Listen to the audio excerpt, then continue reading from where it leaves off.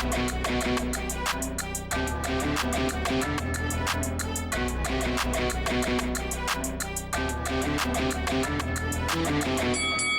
guys, welcome to Boxing Squared for boxing news and views from around the internet.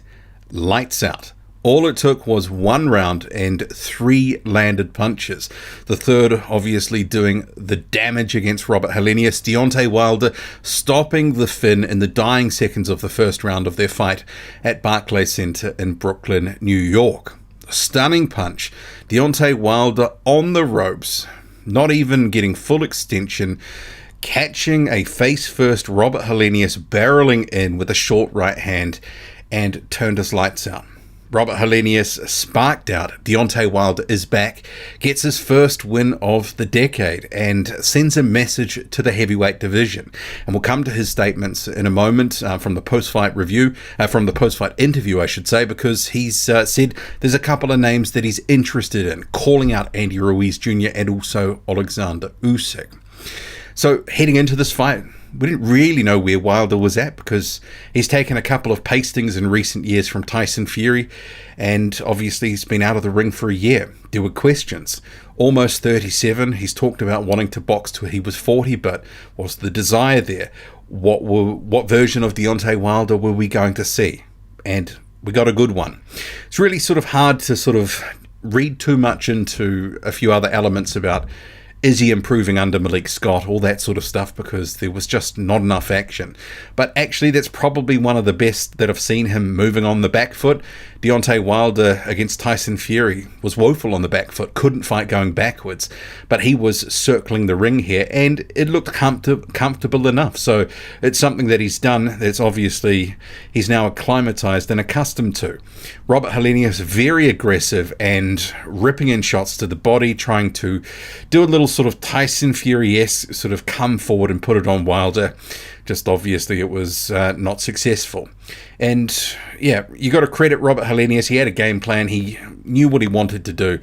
But Deontay Wilder, Robert Helenius, there's levels between the two guys in the end. These guys had sparred before, and one of the things ahead of the fight was, well, they have picked Helenius as a comeback opponent because they know what actually they've got in Robert Helenius. He's a known commodity in quantity from the sparring that they've previously just done, and that was for one of the Fury fights. So perfectly acceptable comeback fight, coming off 2 losses where he was stopped and beaten up in both. So I know some people are not too happy it was on pay-per-view, not too happy about the opponent, but Robert Helenius did have some momentum coming into this, and arguably he's a top 20 fighter. So I think it's perfectly respectable in terms of the matchmaking, but I guess the question now is, well, what next? And Deontay Wilder, he said, Alexander Usyk, I thought he was going to be in the building.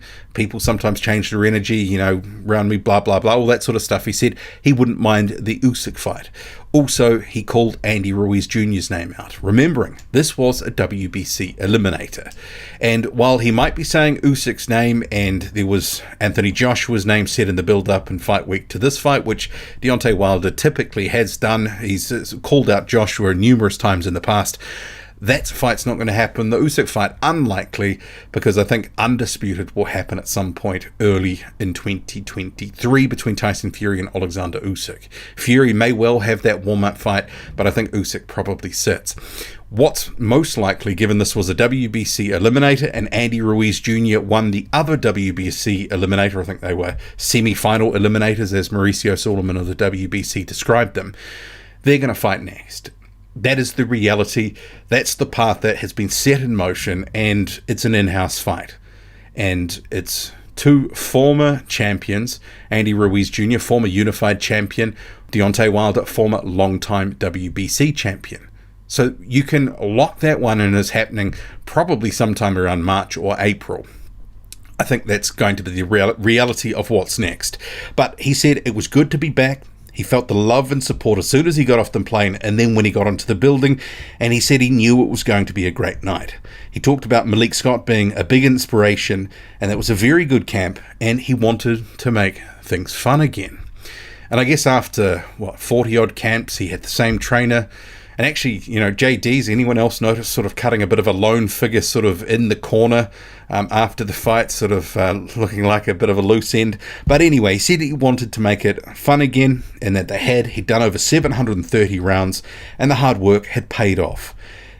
And of Helenius, he said it didn't take him lightly, but he knew he wanted to circle, stay out of harm's way, and then wait for his opportunity to be mobile, agile, and hostile, as he put it. And he's open to Usyk and also Andy Ruiz Jr., as I already mentioned. So the return of Deontay Wilder, a successful one.